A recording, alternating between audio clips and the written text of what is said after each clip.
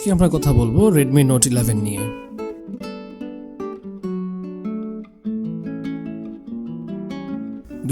সালের 21শে March global ভ্যারিয়েন্টটি launch হয়।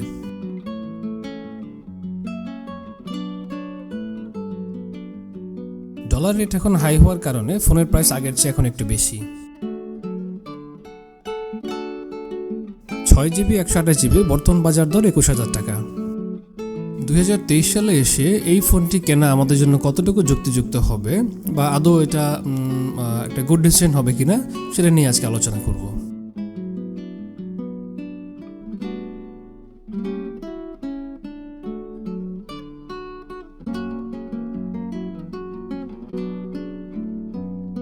ফোনটি মোটামুটি হ্যান্ডি এবং এর হ্যান্ডফিলও যথেষ্ট ভালো।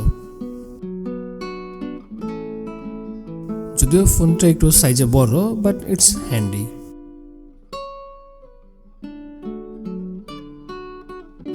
এতে রয়েছে 90Hz AMOLED display, latest Snapdragon 680 chipset, 33 ওয়াটের ফাস্ট চার্জিং। ডিসপ্লে প্রোটেক্টর হিসেবে রয়েছে ক্রনিং গরিলা গ্লাস 3 এর প্রোটেকশন। সাইড প্যানেলে আছে ভলিউম বাটন এবং পাওয়ার বাটন এবং লেফট সাইডে রয়েছে সিম ট্রে।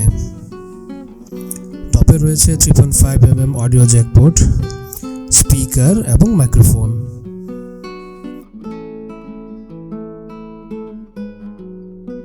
এবং বটমে রয়েছে primary mic, speaker, USB type C port. Redmi Note 11 2023 সালে এসো যে 5টি কারণে আপনি Redmi Note 11 ফোনটি কিনবেন। তার মধ্যে অন্যতম হচ্ছে যে ফোনটি হচ্ছে IP53 সার্টিফাইড এবং এতে রয়েছে full HD 6.43 inch AMOLED display, যা হচ্ছে 90Hz এবং 700 nits, which is quite good. এবং এতে রয়েছে ক্রনিং গরিলা গ্লাস 3 এর প্রোটেকশন এবং সবচেয়ে ইম্পর্টেন্ট দিক হচ্ছে এতে নতুন ফিচার হচ্ছে ডুয়াল স্পিকার। ফোনের টপ এবং বটমে দুটি আলাদা স্পিকার রয়েছে, যার জন্য আপনি একদম লাউড এবং ক্লিয়ার সাউন্ড শুনতে পাবেন। আর এতে ব্যবহৃত হয়েছে Snapdragon 680 octacore processor, which is quite good. এবং আরেকটা ইম্পর্টেন্ট যে বিষয় সেটা হচ্ছে ব্যাটারি ব্যাকআপ। এতে ব্যবহার করা হয়েছে 5000 mAh battery, which is quite good, যেটা আপনাকে একদম 2 দিন টানা 2 দিন ব্যাটারি ব্যাকআপ দিবে। আর আরেকটা উল্লেখযোগ্য বিষয় হচ্ছে এতে 33 ওয়াটের ফাস্ট চার্জিং ব্যবস্থা রয়েছে, অর্থাৎ আপনি ফোনটি ফুল চার্জ দিতে 1 ঘন্টা থেকে 1 ঘন্টা 10 থেকে 15 মিনিট সর্বোচ্চ সময় লাগবে এবং এর মধ্যেই 5000 mAh এর ব্যাটারিটি ফুল চার্জ হয়ে যাবে।